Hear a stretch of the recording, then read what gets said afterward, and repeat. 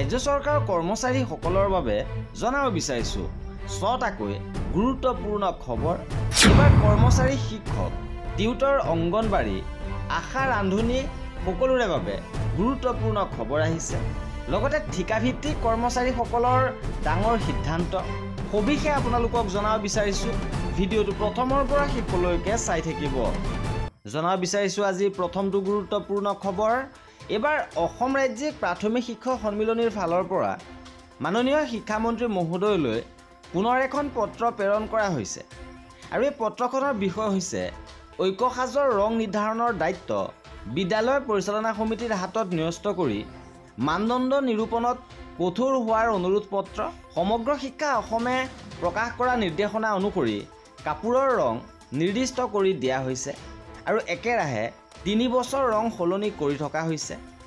এনেদৰে প্ৰতি বছৰে পৃথক ৰং নিৰ্ধাৰণ কৰাৰ বাবে পূৰ্বৱৰ্তী বৰ্ষৰ কাপোৰ একাংশ শিক্ষাৰ্থীয়ে পৰিধান কৰি অহাৰ ফলত বিদ্যালয়সমূহত ঐক্যসাজৰ সৌন্দৰ্যত আঘাত হানে। সেয়েহে কাপোৰৰ ৰং নিৰ্বাচনৰ দায়িত্ব বিদ্যালয় পৰিচালনা সমিতিৰ হাতত ন্যস্ত কৰি কাপোৰৰ মানদণ্ড পৰীক্ষাৰ ক্ষেত্ৰত কঠোৰৰ পৰা কঠোৰ নীতি গ্ৰহণৰ বাবে অনুৰোধ জনাইছে। এইবাৰ জনাব বিচাৰিছোঁ আজিৰ দ্বিতীয়টো গুৰুত্বপূৰ্ণ খবৰ। এই খবৰটো আহিছে সমগ্ৰ শিক্ষা অসমৰ ফালৰ পৰা, য'ত সকলো জিলা শিক্ষা বিষয়ালৈ এই পত্ৰখন প্ৰেৰণ কৰা হৈছে। এই পত্ৰখনৰ বিষয় হৈছে ফিক্সেশ্যন অফ পে, MSEPS আৰু ইকুৱেলাইজেশ্যন ROP আদিৰ বিষয়ে।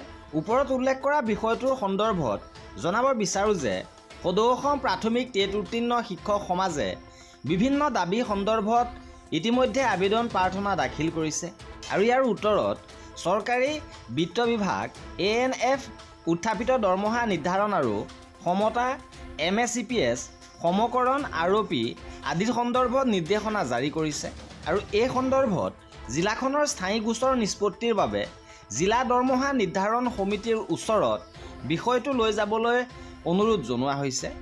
এইবাৰ জনাব বিচাৰিছোঁ আন এটা গুৰুত্বপূৰ্ণ খবৰ। এইবাৰ 22 ছেপ্টেম্বৰত ৰাজ্যৰ 5খন জিলাত স্থানীয় বন্ধ ঘোষণা।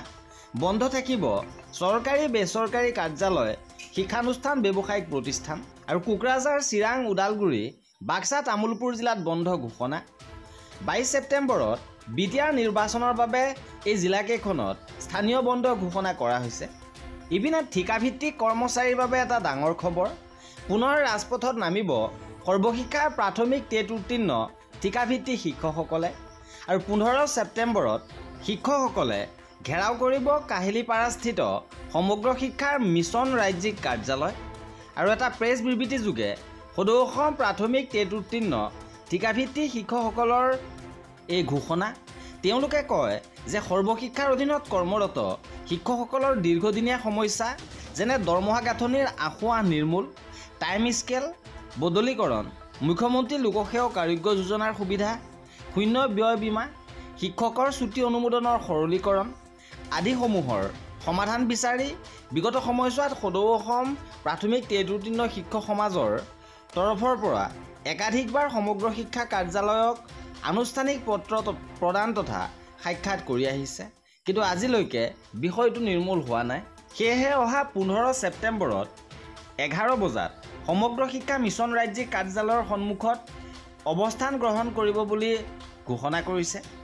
ইপিনে বিত্ত বিভাগৰ ফালৰ পৰা এক গুৰুত্বপূৰ্ণ নিৰ্দেশনা প্ৰকাশ হৈছে। ফাইনেন্স SIU ডিপাৰ্টমেণ্টৰ পৰা আহিছে এই নিৰ্দেশ, য'ত পোষ্ট ৰেচনেলাইজেশ্যনৰ ওপৰত আহিছে এই নিৰ্দেশনা আৰু বিভাগসমূহলৈ নিৰ্দেশ দিয়া হৈছে। ইয়াত উল্লেখ কৰা হৈছে যে স্পষ্ট নিৰ্দেশনাৰ পিছতো কেইবাটাও বিভাগে অপ্ৰয়োজনীয় পদৰ মূল্যায়ন আৰু বিলুপ্ত কৰাত ব্যৰ্থ হোৱাৰ ফলত অতিৰিক্ত পদৰ অস্তিত্ব অব্যাহত আছে। অৰ্থাৎ অপ্ৰয়োজনীয় পদসমূহ বিলুপ্তকৰণ লগতে নতুন পদ সৃষ্টিক লৈ পুনৰ এই নিৰ্দেশ দিয়া হৈছে আৰু বিভাগসমূহে অপ্ৰয়োজনীয় পদসমূহ বিলুপ্তকৰণ লগতে নতুন পদ সৃষ্টিৰ বাবে ব্যৱস্থা গ্ৰহণ কৰিব পাৰিব আৰু ফিন আছাম পৰ্টেলৰ জৰিয়তে নতুন পদ সৃষ্টিৰ প্ৰক্ৰিয়া চলিব। ইপিনে ৰাজ্যৰ আশা, অংগনবাড়ী আৰু মধ্যাহ্ন ভোজনৰ ৰন্ধন কৰ্মী সহায়িকাসকলৰ বাবে গুৰুত্বপূৰ্ণ খবৰ আহিছে। বৃদ্ধি পাব তেওঁলোকৰ দৰমহা। মুখ্যমন্ত্ৰী মহোদয়ে শেহতীয়াভাৱে পুনৰ সেই কথা জনাইছে আৰু দৰমহা পুনৰীক্ষণ কৰা হ'ব। পুনৰ আপোনালোকৰ দৰমহা বৃদ্ধি পাব। কি কৈছে সবিশেষ আপোনালোকক জনাব বিচাৰিছোঁ। অংগনবাড়ীৰো দৰমহা বঢ়াব লাগিব, আশাৰো দৰমহা বঢ়াব লাগিব, আপোনাৰ মিড ডে মিলৰো দৰমহা বঢ়াব লাগিব। চৰকাৰৰ পৰা দৰমহা বেছি পাবৰ কাৰণে আমৰ অনশন কৰিব নালাগে। চৰকাৰৰ হাতত টকা থাকিলেতো আমি দিয়েই দিওঁ, কিন্তু অংগনবাড়ীৰো দৰমহা বঢ়াব লাগিব, আশাৰো দৰমহা বঢ়াব লাগিব, আপোনাৰ মিড ডে মিলৰো দৰমহা বঢ়াব লাগিব। তথাপিতো মই শিক্ষামন্ত্ৰীক কৈছোঁ যে দৰমহা যদি কিছু বঢ়াব পৰা স্ক'প আছে বঢ়াই দিব। আৰু এই আছিল আজিৰ ভিডিঅ'টোত। পৰৱৰ্তী আপডেটৰ বাবে আমাৰ চেনেলটো ছাবস্ক্ৰাইব কৰি ৰাখিব। ভিডিঅ'টো শেষৰলৈকে চোৱাৰ বাবে বহুত ধন্যবাদ।